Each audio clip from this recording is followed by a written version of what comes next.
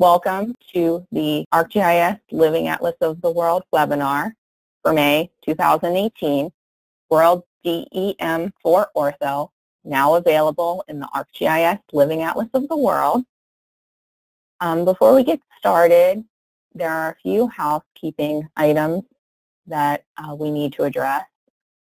First of all, I'm Tamara Grant. I'll be your host for today's webinar.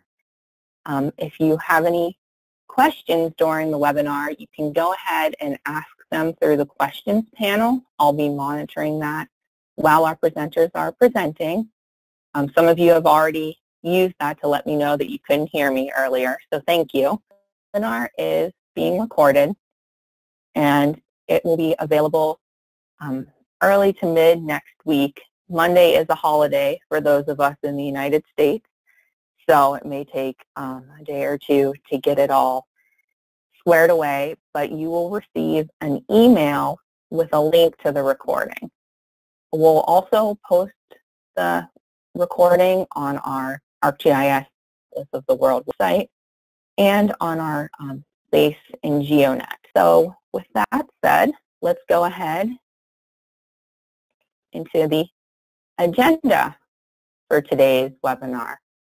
As I already mentioned, I'm Tamara Grant, and I'll be your host.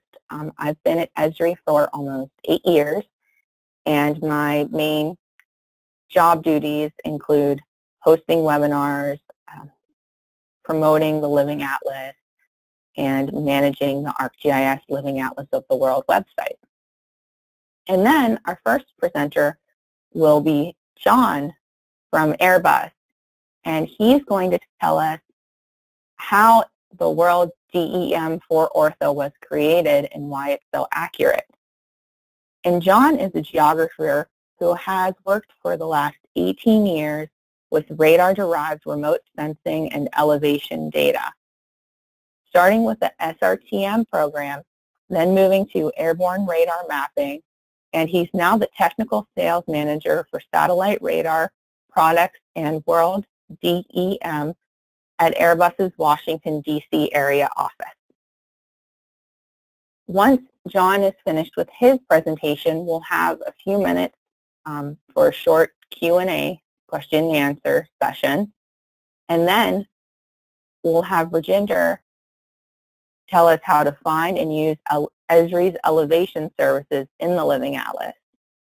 And Rajinder has more than 14 years of experience in GIS and remote sensing.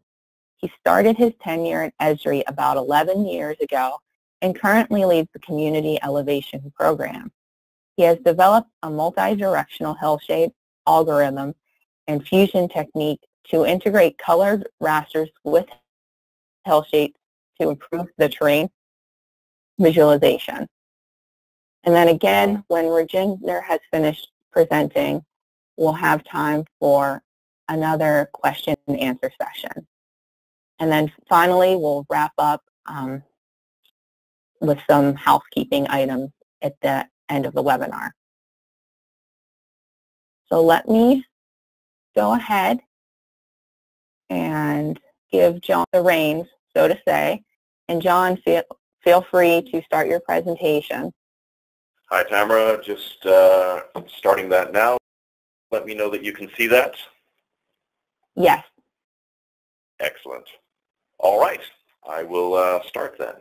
So, yeah, as Tamara said, John Collins, working with Airbus out of our Washington, D.C. area office, and here to talk to you about WorldDEM4Ortho and how we generate it and why it's so accurate. And then Rajinder will follow with a brief with a description of how to access that within the ArcGIS Living Atlas. So throughout my presentation, we have some great shaded reliefs, colorized reliefs of WorldDEM throughout the world. So you can enjoy those as they come through.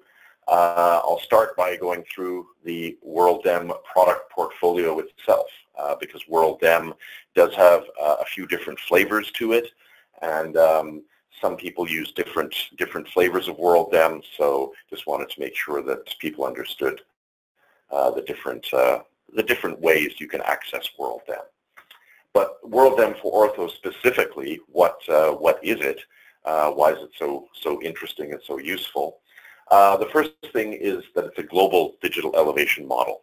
So it really is pole-to-pole land surface model. Of course, there's no land at the North Pole, but we do call it a pole-to-pole digital elevation model.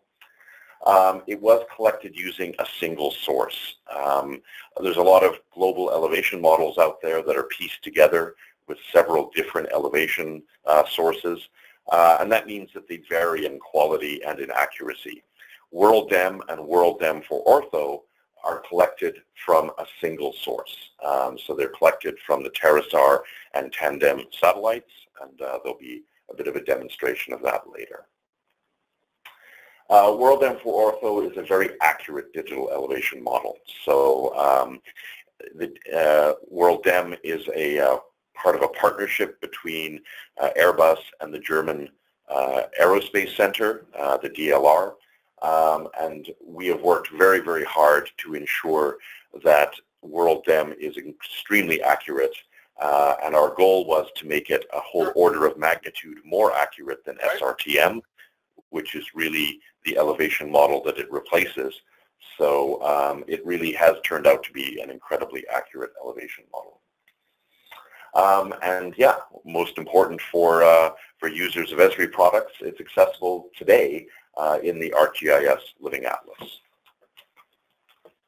So here we are. Here is the WorldDEM. I do apologize for anyone who's listening in New Zealand. We do have New Zealand. We also have Antarctica. We just couldn't quite fit them on the map there. But there we are. That is the global WorldDEM product. I talked a little bit about the flavors, what type of WorldDEM is out there. And we really break it into three different types. A digital surface model, a DSM. On the far right, a digital terrain model, a DTM.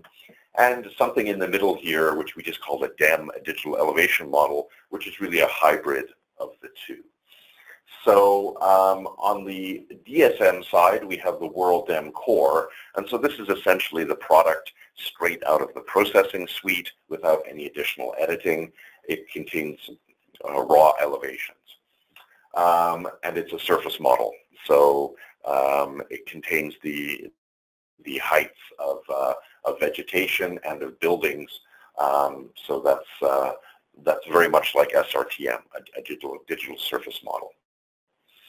In the middle, we do have the WorldDEM4Ortho, and it's a hybrid model, as I said. So in this case, the vegetation elevation is maintained, but in the cities, the buildings and urban areas are flattened.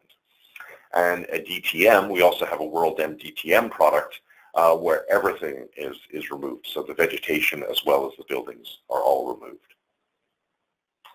Hydro enforcement. So this is about whether the lakes, rivers, and oceans are consistent in the product, in the elevation. So in the WorldDEM Core, there is no editing of the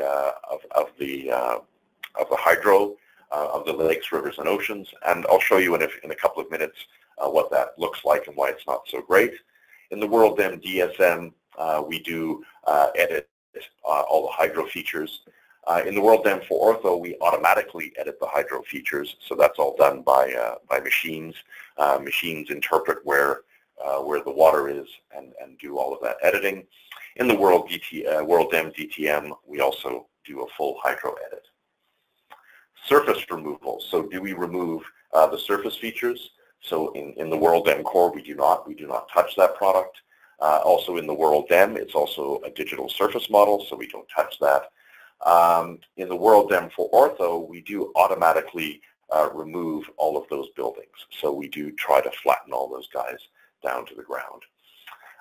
And in the regular DTM, of course, we remove all the surface features, the buildings and the trees. The post spacing. So when you're looking at this product, how often do you have an elevation measurement along the ground? In the WorldDEM, in the DSM, in the Core, and in the WorldDEM, it's every 12 meters. For the WorldDEM4Ortho, it is resampled to 24 meters, and the WorldDEM DTM, it's at 12 meters. Availability. So where is this data available? So the three products, the WorldDEM Core, the WorldDEM, the DSM, and the WorldDEM DTM are available from Airbus, but the WorldDEM4Ortho, which is what we're talking about today, really is available in the Living Atlas from Esri. And it really is our focus for today. So I'm not going to talk too much about the other products. We're really going to focus on the 24-meter automatically edited WorldDEM4Ortho. And really, here is just a summary in text of what I just displayed. Again, our focus here will be on the last one, where the vegetation is not removed, but the urban areas are flattened. So let's go right back to the start. How do we acquire all of this data? How do you map the entire Earth? How do you extract elevations every 12 meters along the ground?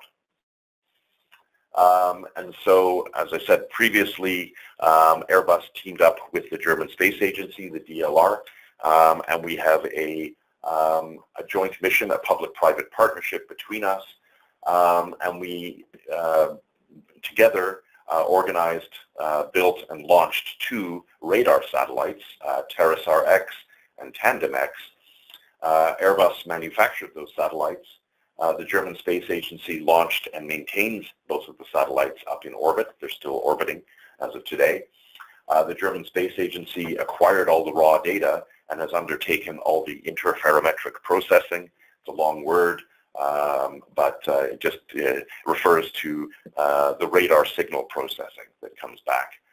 They also mosaicked all the data together. Airbus has undertaken all of the DSM hydrological production and the DTM production and the data quality control, and of course the transformation of this data into the WorldDEM4Ortho. You might have heard of, if you're working in the research world, you might have heard of WorldDEM under a different name, the TandemX-DEM, and that's because our friends at the German Space Agency do distribute the core product to researchers and universities around the world. Airbus has the commercial rights to sell the WorldDEM, the DSM, the DTM, and the WorldDEM4Ortho on a commercial basis. So here is a picture of our two satellites in orbit, and that was really there in case the video didn't work. So let's hope that the video works. So I'm going to play this video. I'm going to just describe it because I realize the video sometimes doesn't come through completely clearly. So we have two identical radar satellites in orbit of the Earth on a near polar orbit. They're not only orbiting the Earth, they're actually orbiting each other at the same time in this helix formation. So they're in this helix formation so that they don't run into each other, these two satellites, because they are orbiting very, very close to each other. This video came out quite a while ago. We've actually narrowed how close these satellites orbit to each other down to 150 meters. So these satellites have been orbiting like this for over 7 years. And every hour and 34 minutes, they orbit the Earth. And we should flick into that in a moment here. This is a little bit sped up. They don't quite go this fast. But yeah, the satellites orbit the Earth, and they are acting as a single antenna as they orbit the Earth, with one satellite sending and both satellites receiving. And so that way, we're able to calculate the elevation of the Earth. So I'm just going to close that video there and return to the PowerPoint. There we go. So, and here's an illustration of how that works. So we have this, they orbit in this helix formation with both satellites maintaining a very close orbit to each other. The data for the WorldDEM was acquired over 3 years, so a single source, and acquired in this very close and precise bistatic formation. And what's really important to know about this bistatic formation is that you really need to know where the satellites are in this orbit with incredible precision. because if you don't know where the satellites are, an error of a centimeter in space can give you an error of 1 or 2 meters in elevation on the ground. So the orbit of these 2 satellites is very precisely understood for commercial satellites, probably the best precision of any commercial satellites in the world. So moving on, the WorldDEM itself is comprised of over 550,000 individual satellite acquisitions. So each of these little strips, each of these little stripes is a single acquisition. Of course, they're all layered on top of each other. Everywhere in the world was acquired at least 2 times, and you can see 3, 4, up to 7 times for some of the more difficult terrain in the world. Difficult terrain being anything with a steep mountains, like here in the Himalayas or on the coasts of Canada, of North and South America, and also in the deserts as well. Radar signals have a bit of a challenge with sand, and so some places where there's extreme sand, we've also done multiple acquisitions. And so the more times you acquire the data, the more accurate the elevation model you're getting in the end. So the processing itself, we do what's called interferometric processing. Each scene is processed using phase unwrapping to generate a standalone elevation surface. And a very small number of those, we use radar grammetry to correctly unwrap the phase. All this means is we're taking the radar signal. This isn't an image. This isn't like photogrammetry. We're taking the radar signal and we're processing that information to generate height information. So each one of these 550,000 scenes are then layered and mosaicked together on a continental basis. So we do process the entire continents together, and we layer a mosaic all of those together. And then we create, so we have all of these continents, and then we attach the continents together, and then Airbus takes the data and does the DSM surface and hydrological editing. I'll show you that in a moment. And then we also generate the urban areas. We detect those and smooth those for our WorldDEM4Ortho product. Specification. So this is what the specification is. I won't go into too much depth on this. I'll talk about the vertical accuracy a little bit later. And just to give you an idea what the WorldDEM4Ortho and the WorldDEM looks like in comparison to data you might be familiar with, people have for many years worked with SRTM90. So that's a 90-meter pixel, 3 arc-second. This is what SRTM30 looks like. And this is what the WorldDEM looks like at a 12-meter product before we resample it. How do we validate WorldDEM? How do we know that it's as accurate as we say it is? So we have a number of different steps that we take to ensure that WorldDEM is very accurate. And the very first one of these is we use something called signal coherence. So when we acquire a single acquisition using the 2 satellites, the signal itself tells us whether it was a high quality or a low quality acquisition. And so we can use this coherence information to understand whether or not that acquisition was high quality or not. So if an acquisition was disturbed by weather or very, very heavy atmospheric conditions, we can tell just by the radar coherence information. Once we generated the elevation itself, we then validated the entire WorldDEM against several independent elevation sources. We wanted to have 2 independent global or near global comparison sets. The main data set that we chose was ISAT. This is a global elevation data set that focused on the North and South Pole, but did collect data globally. And we chose it because of its global extent and its very large number of elevation points. We also did what we call kinematic tracks, and I'll explain those. I'll show those to you in a few seconds.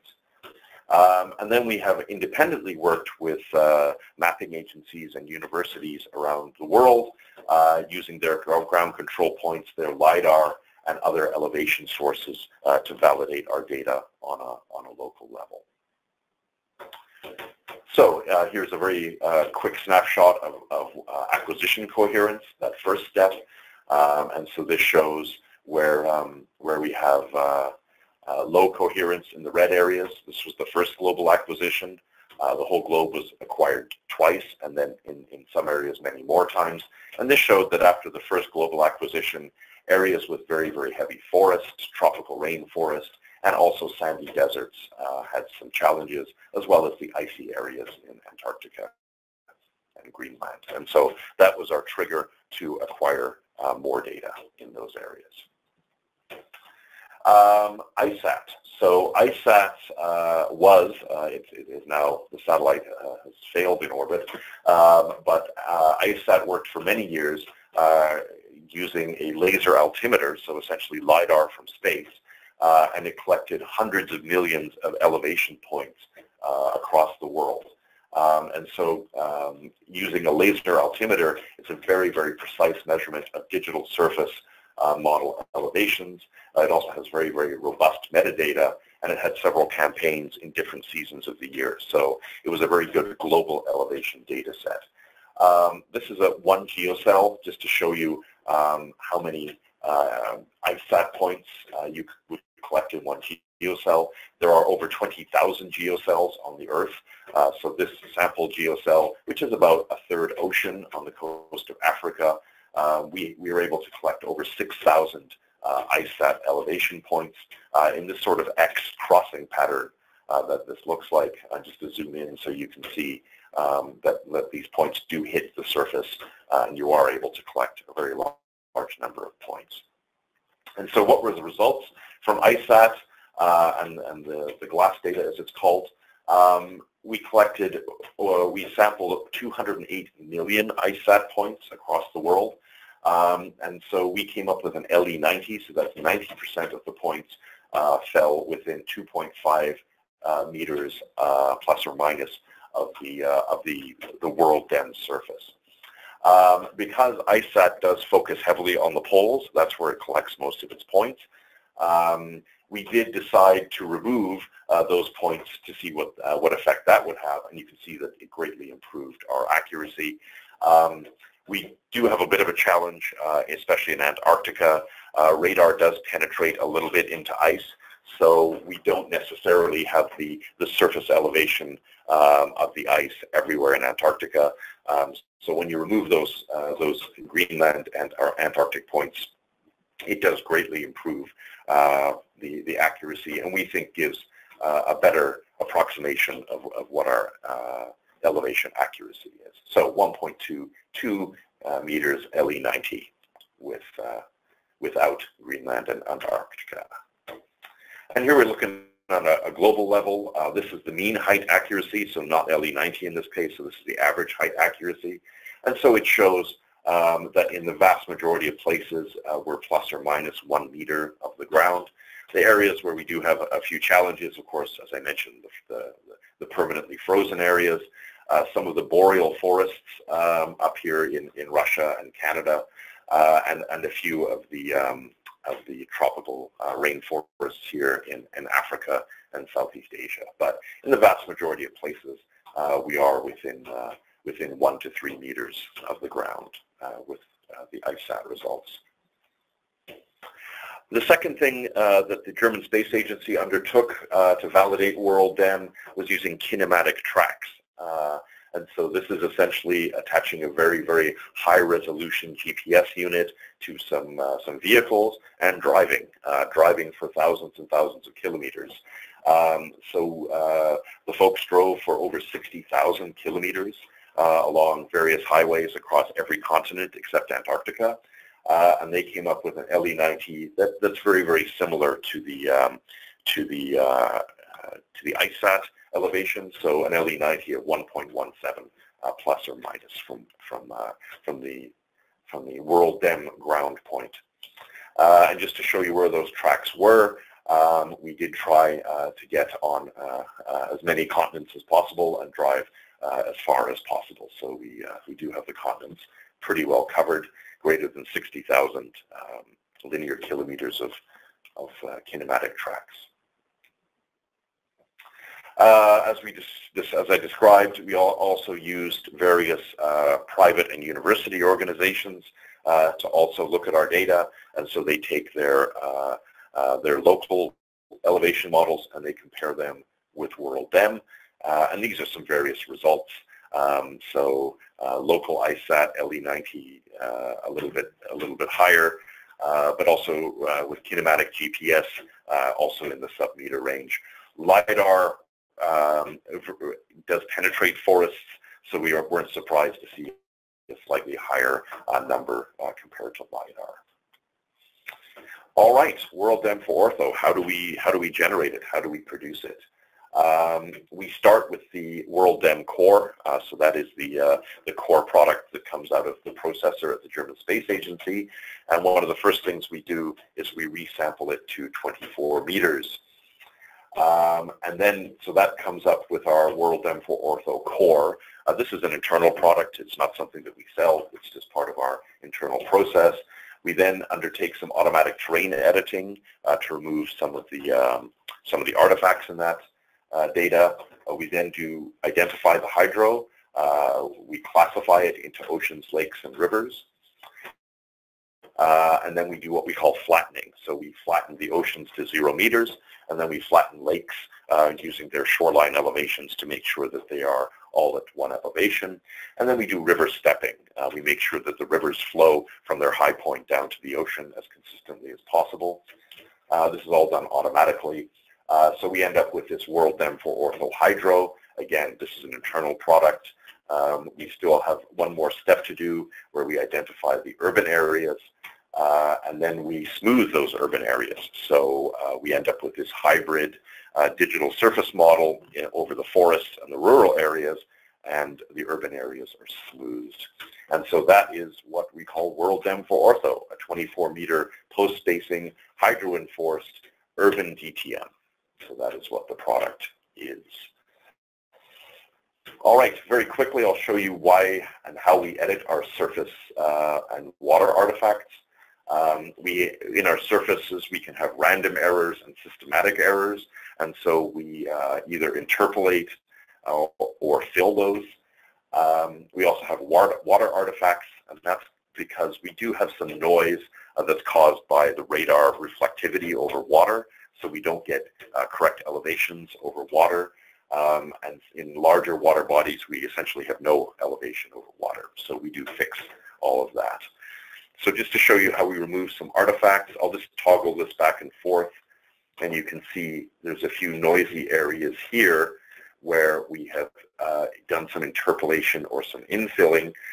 These are shadow areas in the radar where the radar wasn't able to completely pick up the signal of the ground, and so using some smart interpolation, we're able to get rid of some of those slightly uglier looking artifacts. On the hydro side, again, we generate a water mask. We sort everything into lake, river, and ocean, and then we apply the elevations to those oceans and lakes. And then finally, we make sure that the rivers flow. So this is what the data looks like in its raw form. You can see the lakes look a little bit bumpy, and in the middle of some lakes there's actually no data. And so of course we want to make sure that those look like real lakes in the final elevation model. And so that's what a lake would look like before we do this automatic detection and processing, and that's what a lake looks like afterwards. And on a larger scale, here's some terrain and some ocean before we do the terrain and the hydro editing, and here's what it looks like afterwards. So you have a nice completely flat ocean, and all of your artifacts are removed. The final step is, of course, the turning the digital surface model in the urban areas into a DTM. And so here's a few examples from that near Shanghai in China. So here are some larger buildings and warehouses, and you can see the street patterns here. And then once we've applied the urban smoothing, you can see that virtually all of those are removed. You'll see a warehouse or two that's quite large may have survived the urban flattening, but for the most part, 99% of those things are removed. And again, I'll just toggle back and forward in this sample. So this is the final result. You can see the roads and the road paths still show. The hills and mountains are still there.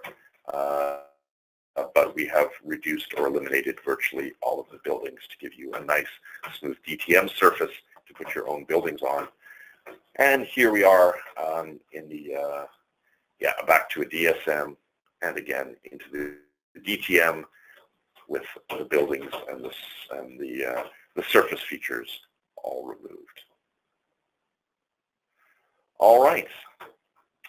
So this is my final slide. That is how we create WorldDEM4Ortho, and that's why we believe it's so accurate. Now available for you in the ArcGIS Living Atlas. And I'll hand it back to Tamara if there are any questions. Okay, great. Thank you, John. That was a really interesting presentation. We did have a few questions come through. I believe a few would be applicable to your presentation, but some also would be good for Reginder. So I think I'm going to go ahead and give the presentation privileges over to Reginder because we are running a few minutes behind schedule since we got started a little late, unfortunately, with the audio issues. So I'm going to go ahead and make Reginder the presenter, and that way he can go ahead and do his presentation, and then if we have time at the end, we can go back to the questions. And if not, I'll actually send these questions to the presenters after the webinar. That way you can follow up one-on-one with these questions. So if you do have a question, please feel free to continue asking them through the questions panel. And then if we don't get to them during the webinar, we'll follow up after the webinar.